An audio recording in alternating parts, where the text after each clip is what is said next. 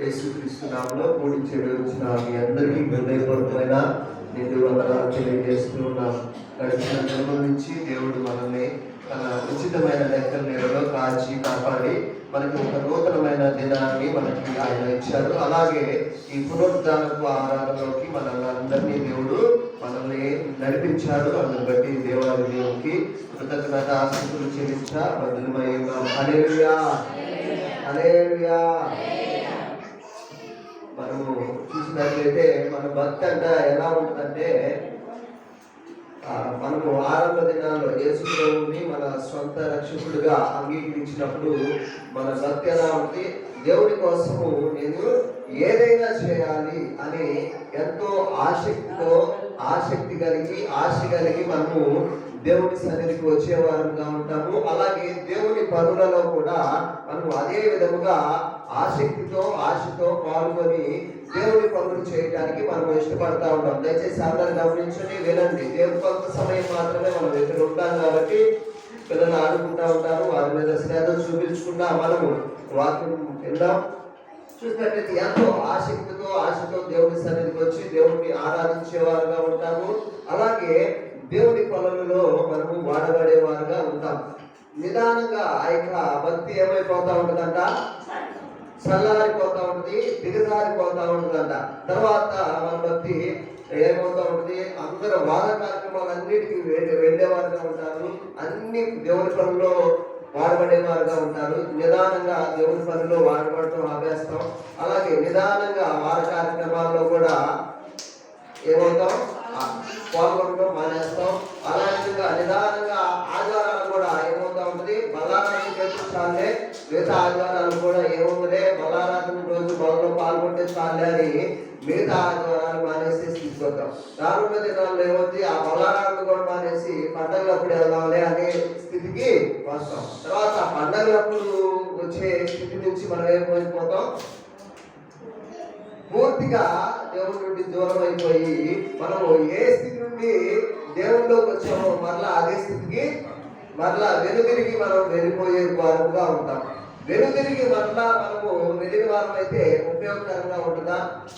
అది మనకిని, అలాగే మన కుటుంబానికి, సమాజానికి, ఎవరికి ఉపయోగకరంగా ఉండదు.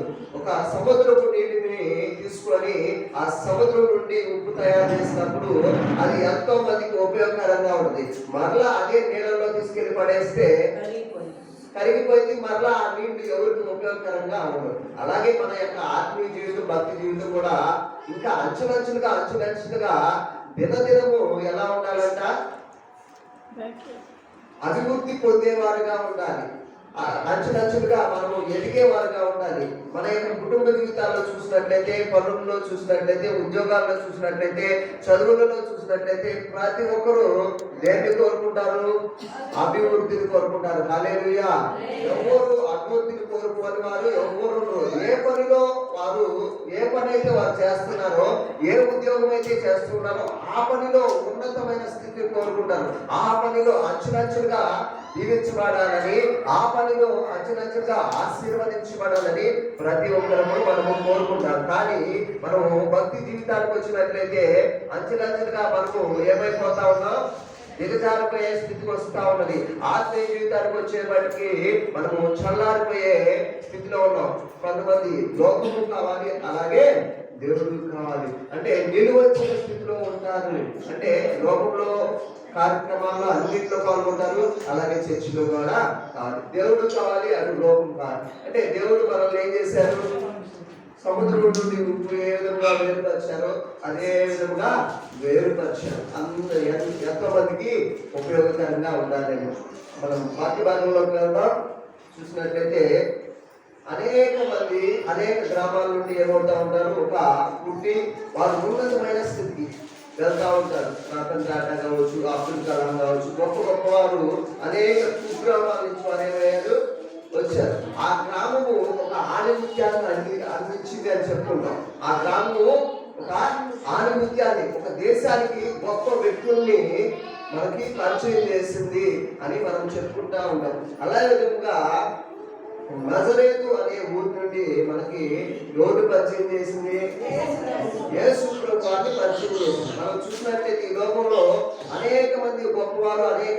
గ్రామాల్లో పుట్టి పెరిగారు, పెద్దయ్యారు. వారి ఉద్యోగాలు రీత్యా వారికి చదువు నిమిత్తం దూర దూర ప్రాంతాల్లో వెళ్ళి అక్కడక్కడ సెటిల్ అయిపోయారు.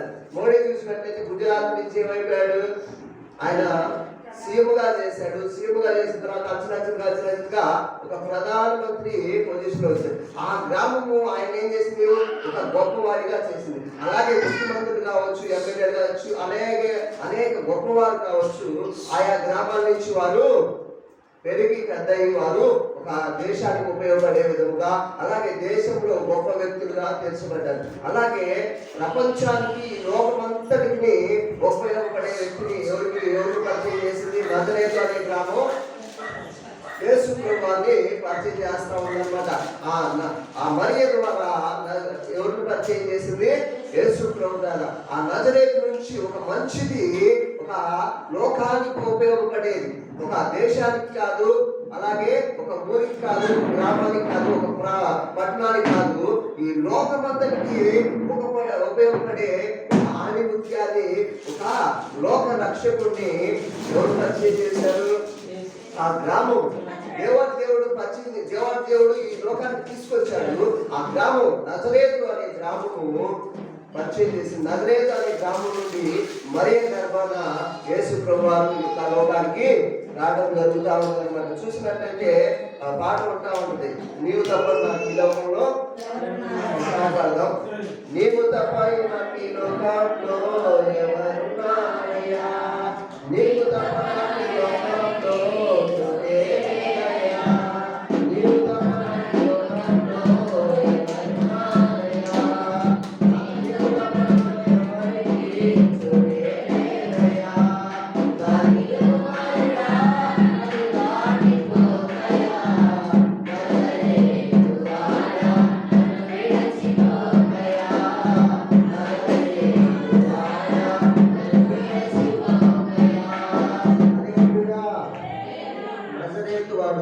యేసు ప్రభువారు.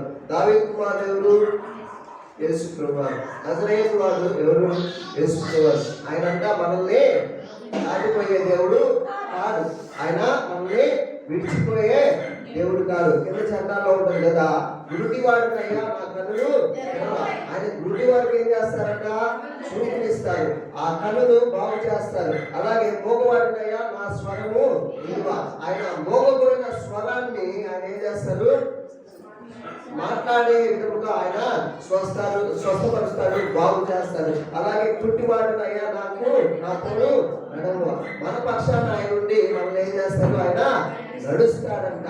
అలాగే చూసినట్లయితే కింద చట్టాల్లో ఉంటుంది, లోకమంతా చూసి నన్ను లోకం మనల్ని ఏం చేస్తా ఉంటుంది, ఏడిపిస్తా ఉంటుంది. కానీ మన జీవితాల్లో ఆయన ఏం చేస్తాడు, జాలితో మనల్ని చేరవేసే దేవుడు. అలాగే ఒంటరినయ్యా నా తోడు నిలవ, ఎవరైతే ఒంటరిగా తమ ఫీల్ అవుతా ఉంటారో వారందరికీ దేవుడు ఏం చేస్తారు, తోడుగా ఉంటారు. తల్లిదండ్రులు ఎప్పుడు బిడ్డలతో ఉండరు, బిడ్డలు ఎప్పుడు తల్లిదండ్రులతో ఎప్పటికీ ఉండరు.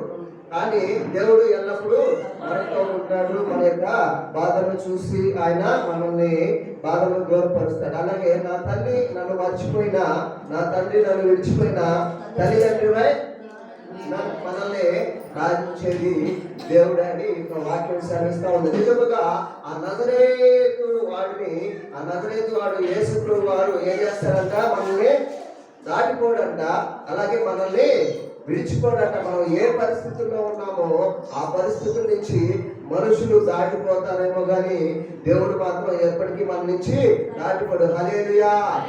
మనం చూస్తారు, మన పరిస్థితి చూస్తారు, మనకి ఏదో ఒకటి చేయాల్సి వచ్చింది, సహాయపడాల్సి వచ్చిందని వాళ్ళు ఏం చేస్తారు, విడిచిపెడతారు. అలాగే మనల్ని దాటి వెళ్ళిపోతారు. కానీ దేవుడు అంట మనల్ని దాటిపోడంట, అలాగే మనల్ని విడిచిపోడంట. అలాగే మనం ఏ బలహీనతలో ఉన్నామో ఆ బలహీనత నుంచి దేవుడు ఏం చేస్తాడంట, మనల్ని విడిపిస్తాడంట, మనల్ని కాచి కాపాడతాడంట.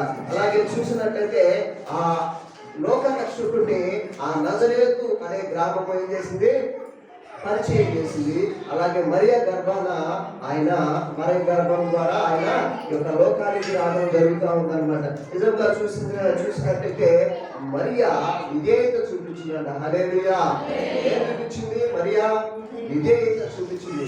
ఆ దూత వచ్చి చెప్పినప్పుడు ఎవరైనా ఒప్పుకుంటారా? నీ గర్భాన లోకరక్షకుడు జన్మిస్తాడు అని చెప్పి నువ్వు గర్భవతి అవుతావు, నీ కుమారుని గంట అని చెప్పినప్పుడు ఎవరైనా ఒప్పుకుంటారా? ఏ స్త్రీ, ఏ కన్యక ఎవరు ఒప్పుకోరు. వివాహము కాకముందే ఒక గర్భవతి అవడం అంటే ఎంతో అవమానకరమైన విషయం. సాంఘిక పరమైన ఒత్తిడికి, ఎంతో మానసిక ఒత్తిడికి గురయ్యే సందర్భం. కానీ ఆమె ఏం చేస్తా ఉన్నది? వాటన్నిటికీ ఆమె సిద్ధపడింది అనమాట. ఆమె దేవుని యొక్క మాటకి ఏం చేస్తా ఉంది? విధేయత చూపిస్తుంది. మరియ విధేయత అనేది ఉత్తమమైనదంట. మరి ఆ విధేయత ఏంటి? ఉత్తమమైన విధేయతను మరి చూపిస్తా ఉంది. యేసుతో వివాహానికి ముందు ఆమె గర్భము ధరించింది. అలాగే చూసినట్లయితే సమాజంలో ఎన్నో ఒత్తిళ్లు, రకరకాల మనుషులు ఉంటారు. ఆ రకరకాల మనుషులు ఆమెను ఏమంటా ఉన్నారు? రకరకాల మాటలతో ఆమెను ఏం చేస్తా ఉన్నారు? పొడుస్తా ఉన్నారు. మనం కత్తితో పడవచ్చు, సూదులతో పడుస్తారు, కానీ మనుషులు మాటలతో కూర్చి హృదయాలను ఏం చేస్తారంట? గాయపరుస్తారంట. మనల్ని తల్లకల్లా, కొట్టకల్లా, చంపక్కర్లేదు, కానీ ఆ మాటల ద్వారా చేసే ఆ యొక్క గాయాలు హృదయాన్ని ఏం చేస్తాయి? కృంగిపోతారనమాట. హృదయం, మనసు మంచిగా లేదనుకోండి, ఆటోమేటిక్ గా శరీరం కూడా ఏమైపోయింది? కుప్పగోలిపోయింది. హల్లెలూయా. మనసు ఎప్పుడైతే మనకి కరెక్ట్ గా ఉంటుందో ఆటోమేటిక్ గా శరీరం కూడా మన యొక్క ఆచరణలో ఉంటుంది. అది కూడా ఆరోగ్యకరంగా ఉంటుంది. మనసు బాగాలేదు ఏంటంటే ఏంటి అలా నల్లతగా ఉన్నావు ఏంటంటే మనసు బాగాలేదయ్యా అంటారు. ఏమంటారు?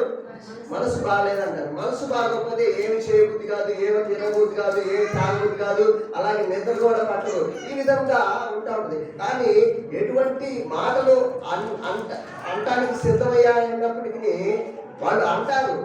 ఆమెకు తెలుసు, మరికి ముందే తెలుసు. దేవదూత వచ్చి చెప్పింది నీకు గర్భవతి అవుతామని. అలాగే తర్వాత జరిగే పరిణామాలు ఏంటో మరికి తెలిసినప్పటికీ ఏం చేసింది? విశ్వాసముతో ఆమెట విధేయత చూపించిందంట. హల్లెలూయా. ఈ దినమున అదే దూత వచ్చి ఎవరికైనా నువ్వు గర్భవతి అవుతావు, దేవుని నీ గర్భాన దేవుడు వస్తాడు, లోకరక్షకుడు నీ గర్భాన వస్తారని ఎవరికైనా చెప్తే ఆ విధముగా విశ్వసించి ఒప్పుకునేవారు ఎవరైనా ఉంటారా? ఎవరు ఉండదన్నమాట. విశ్వసించింది, విధేయత చూపించింది.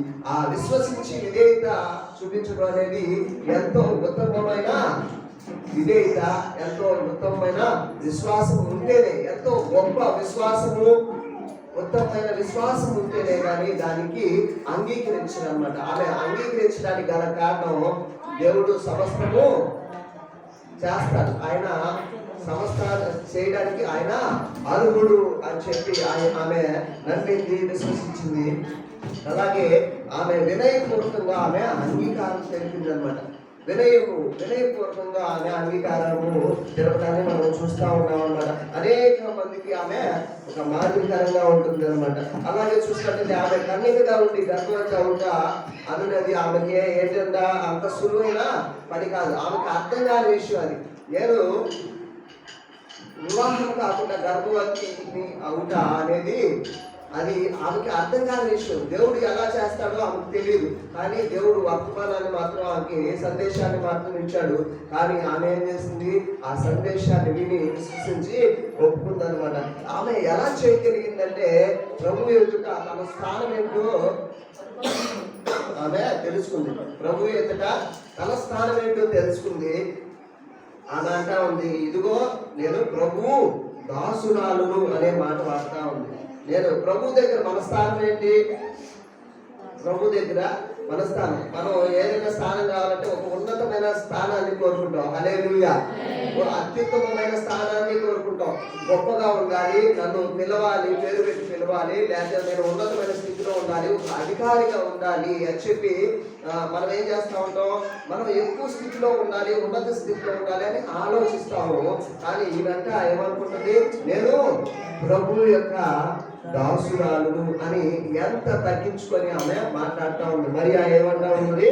ప్రభు యొక్క దాసురాలు అని చెప్పిన లూకా సువార్త 1వ అధ్యాయము 38వ వచనంలో మనం చదువుతాం.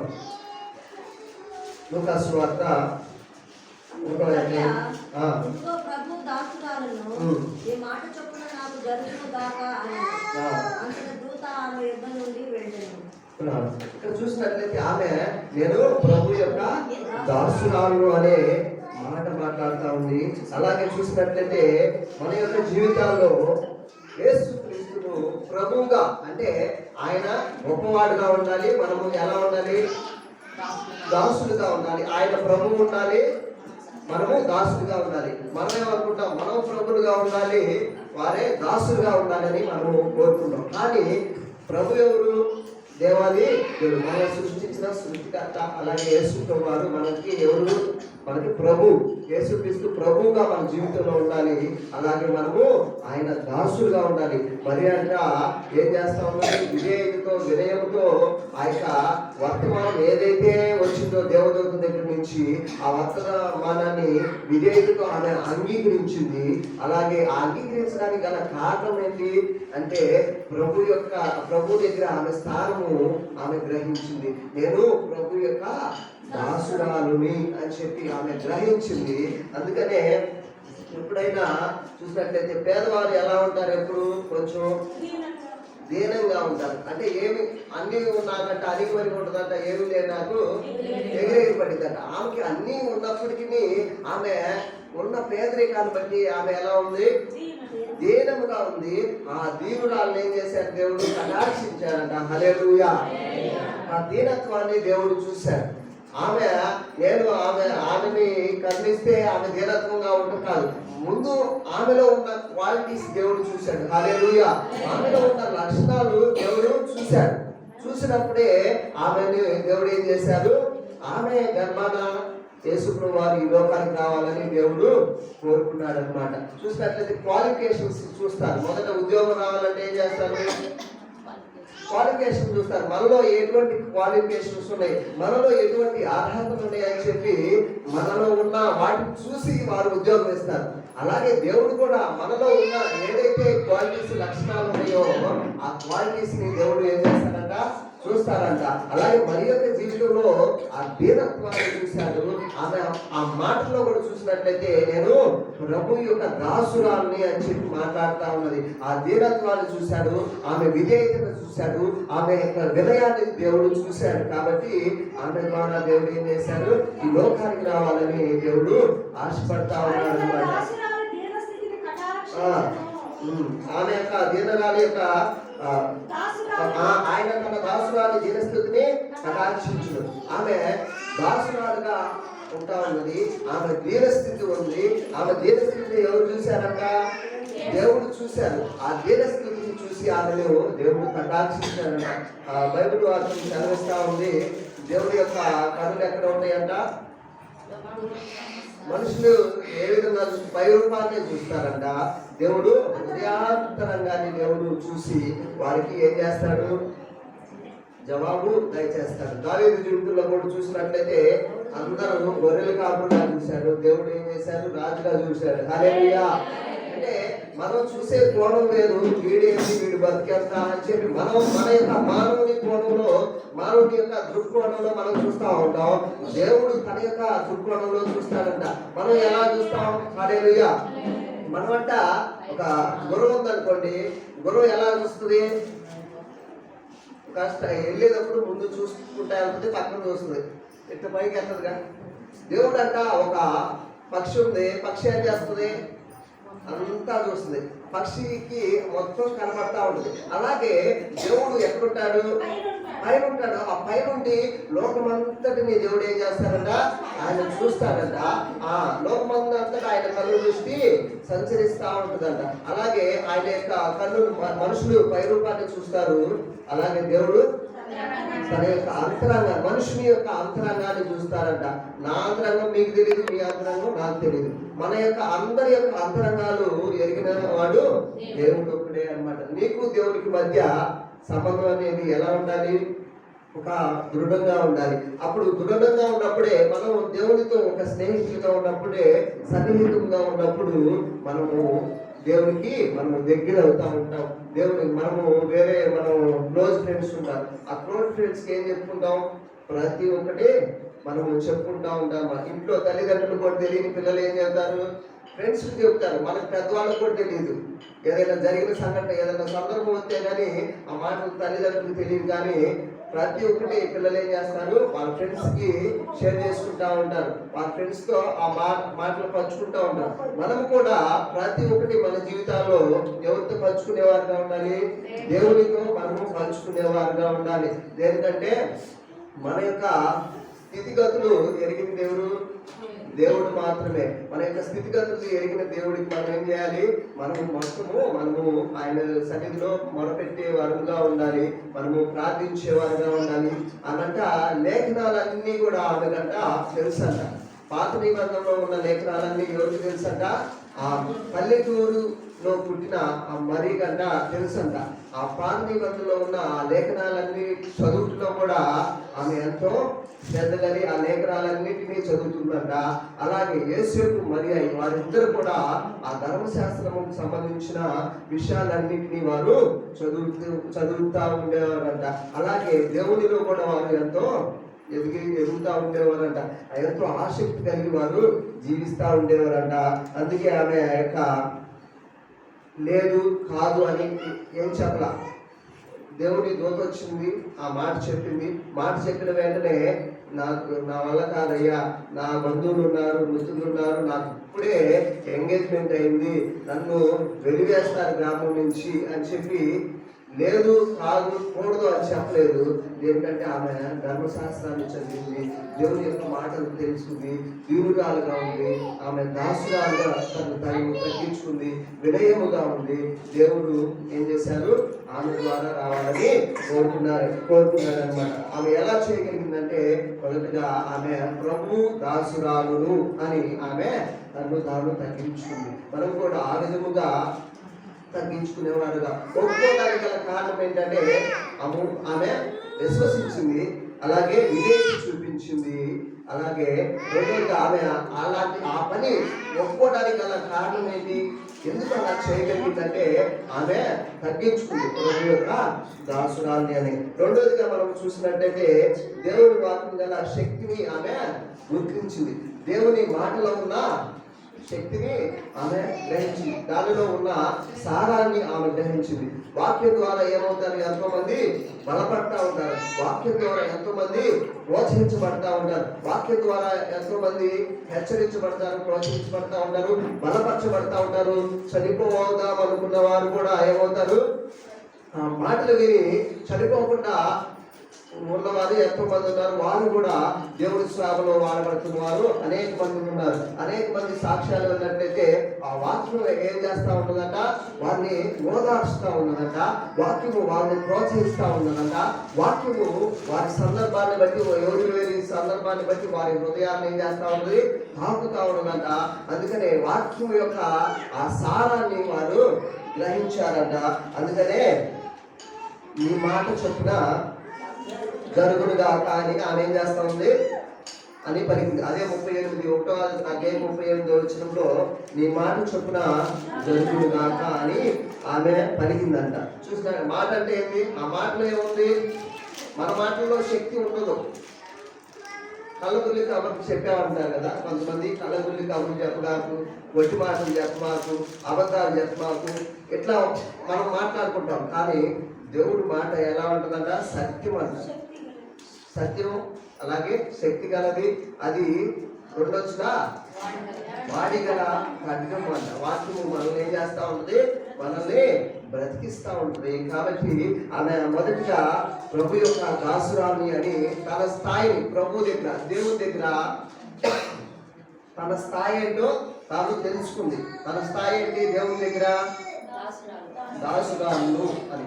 అలాగే రెండవదిగా చూసినట్లయితే దేవుని వాక్యమును ఆమె శక్తి కలది అని నమ్మింది. అలాగే నీ మాట చొప్పున జరుగునుగాక అని ఆమె పలికింది. ఆ మాట ఏంటి, దేవుని వాక్యమే, దేవుని వాక్యం. ఆ మాట చెప్పున ఆమె జరుగుగా అని చెప్పింది. ఆమెకున్న జ్ఞానము ఆశ్చర్యాన్ని కలిగిస్తా ఉంటుంది. నిజంగా ఆ లేఖనాల పట్ల, ఆ బైబిల్ ధర్మశాస్త్రంలో ఉన్న ఆ జ్ఞానాన్ని ఆశ్చర్యపరుస్తూ ఉంటుంది. అంత అద్భుతముగా ఆమె ఏం చేస్తా ఉన్నదంట, బైబిల్కి సంబంధించిన ఆ ధర్మశాస్త్రం అంతటిని వారు తెలుసుకున్న వారుగా ఉన్నారంట. అలాగే చూసినట్లయితే ఆమె రాజును ఎలా దేవుడు ఉన్నత స్థాయికి ఎదిగించాడో, అలాగే రాజును ఎలా గద్దె దింపాడో, అలాగే చెరసాల్లో ఉన్న ప్రజలను దేవుడు ఎలా విడిపించాడో, ఐగుప్తు దేశం నుంచి దేవుడు ఇశ్రాయేలు ప్రజల్ని విడిపించాడో, అలాంటి విషయాలు ఎన్నో ఆమెకన్నా ముందు జరిగిన విషయాలను ఏం చేస్తా ఉన్నది, తెలుసుకోవడం కోసం ఎంతో ఆరాటపడతా ఉన్నది. ఆమె తెలుసుకొని ఆ ధర్మశాస్త్రం ప్రకారము నడిచే విధంగా ఆమె ఉంటా ఉన్నదనమాట. ఆమె స్థిరమైన విధేయత కలిగి ఉంటా ఉన్నదనమాట. నిజంగా దావీదు కూడా చూసినట్లయితే గొర్రెలు కాసుకునే సమయంలో అంట ఆయన గొర్రెలు కాసుకుంటా తన పితరులు, తన ముందున్న తరవారు వారు దేవుళ్ళు ఎలా ఎదిగారు అనే విషయాన్ని ఏం చేస్తా ఉన్నారంట, ధ్యానం చేస్తా ఉన్నారంట. తోటి కాపులు వస్తూ ఉంటారు, వారితో మాట్లాడుతూ ఉంటారంట. అనేక రకాలైన విషయాలు ఆయన ఏం చేస్తా ఉన్నారు, తెలుసుకునే వారుగా ఉన్నారు అన్నమాట. మనం చూసినట్లయితే ముందు క్రికెట్ చూసేవాళ్ళు, అలాగే సీరియల్ చూసేవాళ్ళు ఏమవుతా ఉంటారు, కొంచెం చూస్తారు. ఎవరైనా కొంచెం రావడం లేట్ అయిందంటే ఇప్పుడు ముందేం జరిగిందని వాళ్ళు ఎత్తగొట్టారు, వీళ్ళు ఎత్తగొట్టారు, ఎవరు అవుట్ అయ్యారు, ఎవరు ఇంకా బ్యాటింగ్ లో ఉన్నారు, లేకపోతే సీరియల్ కొంచెం అయిందనుకో ఏం జరిగింది అనే విషయాన్ని ఏం చేస్తూ ఉంటాం, ఆతృతగా అడుగుతూ ఉంటారు, తెలుసుకోవాలి. వాళ్ళు చూస్తున్నారు, దానికి ముందు 2 నిమిషాలు జరిగింది కూడా మిస్ అవ్వకూడదు. హల్లెలూయా. ఆ 2 నిమిషాలు జరిగిన సంఘటన కూడా మిస్ అవ్వకూడదు అని ఏం చేస్తా ఉన్నారు, ఏం జరిగింది అనే విషయాల్ని ఆతృతగా తెలుసుకోవాలని ఆశపడతా ఉన్నారు. అదే విధంగా దావీదంతా తన ముందున్న తరాల వారు ఎటువంటి గొప్ప కార్యాలు దేవుడు వారి ద్వారా దేవుడు జరిగించారనే విషయాలంట తెలుసుకుంటా ఉండేవాడంట. అక్కడికి వెళ్ళి రకరకాల వాళ్ళ మీద చెప్పుకోవడం, వీళ్ళ మీద చెప్పుకోవడం, ఆ కుటుంబ సమస్యలు ఏమి అవన్నీ ముందేసుకోవడం అట్లా చెప్పుకోవట్లేదంట. దేవుని విషయాల్ని ఆయన ఏం చేస్తా ఉన్నాడంట, ధ్యానిస్తా ఉన్నాడంట. గొర్రెలు కాసుకునే సమయంలో ఆ పాటలు పాడుకోవడం, అలాగే ముందున్న తరాల్లో దేవుడు ఏం చేశారు అంటే, మనకన్నా చర్చికి ముందు వెళ్ళారు, 100 సంవత్సరాల నుంచి వెళ్తున్నారు అనుకో, వారి నుంచి మనం ఏమి నేర్చుకుంటున్నాం, అలాగే మనము కొత్తగా వచ్చే వాళ్ళకి మనం ఏమి నేర్పిస్తున్నాం అనే విషయాన్ని మనము జ్ఞాపకం చేసుకుంటా ఉంటాం అన్నమాట. మనం చూసి ఏం చేస్తారు, కొత్త వారు కూడా నేర్చుకుంటారు.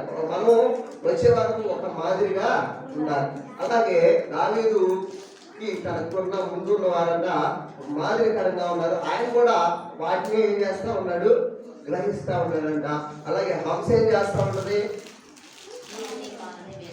నీళ్ళని పాలని వేరు చేస్తూ ఉంటుంది. దానికి ఏదైతే అవసరమో దాన్నే తీసుకుంటుంది, అది మంచిది అన్నమాట. మనకి ఏదైతే అవసరమో అది తీసుకున్నట్లయితే మనం కూడా ఎంతో ఆత్మీయంగా గాను, ఆరోగ్యపరంగా గాను, కుటుంబ పరంగాను అన్ని విషయాల్లో మనము బాగుంటాం అన్నమాట. మనకి ఏది అవసరమో అంతవరకు మనం తీసుకుంటే, అనవసరమైన అన్ని మన జీవితాల్లో మనం తీసుకుంటే మనకి తలనొప్పి, కుటుంబంలో తలనొప్పి, అలాగే సంఘానికి, సమాజానికి, అందరికీ మన ద్వారా తలనొప్పులు వస్తూ ఉంటాయి. కాబట్టి మనము ఏది అవసరమో మన యొక్క ఆత్మీయ జీవితానికి, ఆత్మీయ శ్రేయస్సుకు ఏది అవసరమో వాటిని మనము గ్రహించేవారుగా ఉండాలి. మరి అంట ఎలా ఉన్నది, ఆమె వినయముగా ఉంది, విధేయత చూపించింది. మనము కూడా దేవుని సన్నిధికి వచ్చే ప్రతి ఒక్కరు మనమందరము ఎలా ఉండాలి, దేవుని సన్నిధిలో వినయముతో విధేయత చూపించేవారుగా ఉండాలన్నమాట. విధేయత చూపించాలి. విధేయత అంటే లోపడటం, తగ్గించుకోవడం, ఓర్చుకోవడం, ఇలాంటివి మాటలు వస్తూ ఉంటాయి. మనము విధేయత మనము చూపించేవారుగా ఉండాలి. అలాగే చూసినట్లయితే ఆమె ఎందుకు ఆ పనిని చేయగలిగిందంటే ఆమె తగ్గించుకుంది. తను తాను ఏం చేస్తా ఉంది, తగ్గించుకుంది. నేను దేవుడి యొక్క ప్రభు యొక్క దాసురాన్ని అని ఆమె తగ్గించుకుంది. అలాగే ఆమె వాక్యంలో ఉన్న సారాన్ని ఆమె గ్రహించింది. మనము వాక్యంలో ఉన్న సారాన్ని మనము గ్రహించినట్లయితే మనము పునాది అనేది ఏమవుతా ఉంటుంది, స్ట్రాంగ్ ఉంటుంది అనమాట. ఎంతో మంది ఎన్నో ప్రలోభాలకు లోనైపోతా ఉంటారు.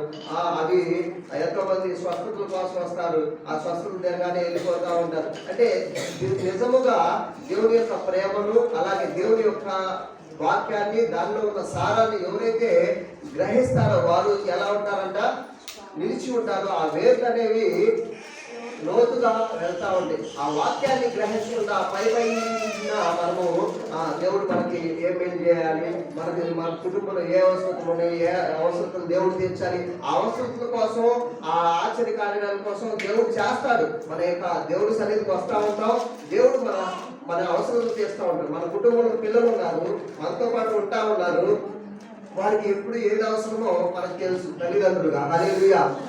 మన కుటుంబంలో బిడ్డలు ఉన్నారు, వారికి తల్లిదండ్రులుగా మనకు తెలుసు వారికి ఎప్పుడు ఏది అవసరమో, ఎప్పుడు ఏది ఇవ్వాలో.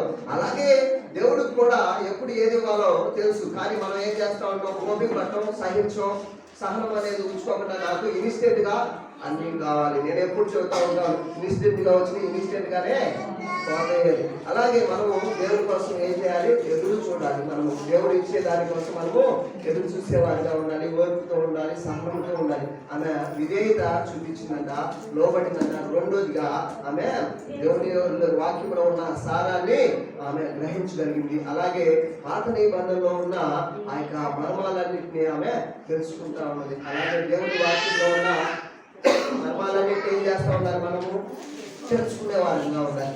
అనేక మంది ఈ దినాల్లో ఫోన్లకి ఏమైపోతా ఉన్నారు, ఎడిక్ట్ అయిపోతా ఉన్నారు. ఫోన్లు ఒక పిల్లలు కూడా, చిన్న పిల్లల సైతం ఇలా ఒకేతో ఇలా అంటా ఉన్నారు. ఫోన్కి ఏమైపోయారు, పిల్లలందరూ ఎడిక్ట్ అయిపోతా ఉన్నారు. ఆ ఫోన్ విషయంలో ఎన్ని గంటలైనా ఎన్ని రోజులైనా మనము వెచ్చిస్తానని సమయాన్ని దేవుని సన్నిధిలో పాటించాలన్నా, దేవుని సన్నిధిలో మనము గడపాలన్నా, మనము ప్రార్థన చేయాలన్నా, బైబిల్ చదవాలన్నా మనకేమవును, సమయం లేదంట. కానీ ఆ ఫోన్ ముందు కూర్చొని ఇలా అంటానికి మాత్రం మనకేమవుతా ఉంటుంది, చాలా సమయం. ఆ సమయము ఎలా గడిచిపోయిందో కూడా మనకేం తెలియదు. మనమే ఆశ్చర్యపోతాం, అమ్మో ఇన్ని గంటలు అయిందా అన్నట్లుగా ఆ సమయం గడిచిపోతా ఉంటుంది. నిజంగా చదువు రాని వారు ఉన్నారు, చదువు వచ్చిన వారు ఏం చేయాలి, చదవడానికి. చదువు రాని వారు ఎటు చదవలేదు, కానీ చదువు వచ్చిన వారు ఏం చేస్తా ఉండాలి, కనీసము దేవుని యొక్క వాక్యాన్ని మనము చదివేవారుగా ఉండాలి. ఆ చదివినప్పుడే మనము బలపడతాం, మనం ప్రోత్సహించబడతాం. దేవుడు యొక్క వాక్యాన్ని చదివినప్పుడు దేవుని యొక్క ఆదరణ మనకు దొరికింది, దేవుని యొక్క ప్రేమ మనకి దొరికింది. మనము చదవనప్పుడు దానిలో ఉన్న సారం అనేది మనము గ్రహించలేము. అలాగే దేవుని యొక్క ప్రేమ అనేది మనం తెలుసుకునే వారుగా ఉంటాం అన్నమాట. పిల్లలు స్కూల్కి వెళ్తారు, సబ్జెక్ట్ లో ఉన్న విషయాన్ని గ్రహించలేకపోతే ఏమి ఎగ్జామ్ రాస్తారు, ఏం పాస్ అవుతారు, ఏమి ఉన్నత స్థాయికి వారు ఎదగలేరు అన్నమాట. అలాగే బైబిల్లో ఉన్న వాక్యాన్ని మనము చదవలేని వారు వినటం వల్ల ఏమవుతుంది, విశ్వాసం వచ్చిందని బైబిల్ వాక్యం చదివిస్తా ఉంది. మనం చదువులేని వారు వినొచ్చు, గ్రహించవచ్చు, వాటిని నెమరు వేసుకోవచ్చు. అలాగే చదివేవారు వినొచ్చు, అలాగే చదవచ్చు. రెండు ఫెసిలిటీస్ వాడుకున్నాయి. అలాగే వారు ఏం చేస్తా ఉన్నారు, చదువు వచ్చిన వారు కూడా చదువు రాని వారు లాగా ఏం చేస్తా ఉన్నారు, చదవకుండా దేవుడి వాక్యాన్ని నిర్లక్ష్యం చేసేవారుగా ఉన్నారు. నిజంగా ఈ దినాల్లో మనము దేవుడు మనకి ఇచ్చిన సమయం, రానున్న దినాల్లో ఇలాంటి ఫెసిలిటీ, ఇలాంటి ఫ్రీడమ్ ఉండదు. కానీ ఇప్పుడు ఈ రాష్ట్రంలో ఉంటున్నాం, ఈ ప్రాంతంలో మనం ఉంటున్నాం కాబట్టి ఇటువంటి స్వేచ్ఛ మనకుంది. ఆ స్వేచ్ఛ ఉన్నప్పుడే మనం ఏం చేస్తూ ఉండాలి, మనము ఆత్మీయంగా బలపడటానికి మనము ప్రయత్నం చేసేవారుగా ఉండాలి. అనేక రాష్ట్రాల్లో బహిరంగంగా బైబిల్ తీసుకెళ్లే పరిస్థితి లేదు, బహిరంగంగా సువార్త చెప్పే పరిస్థితి లేదు, ఎన్నో సమస్యలు ఉన్నాయి. కానీ దేవుడు ఇటువంటి స్వేచ్ఛ ఇచ్చాడంటే ఆ స్వేచ్ఛను బట్టి దేవుడికి కృతజ్ఞత తెలుపుకొని, ఆ కృతజ్ఞతకు తగ్గట్టుగా మనం ప్రార్థించే విషయంలో, ఆరాధించే విషయంలో, బైబిల్ చదివే విషయాల్లో మనము జ్ఞాపకం చేసుకోవచ్చు.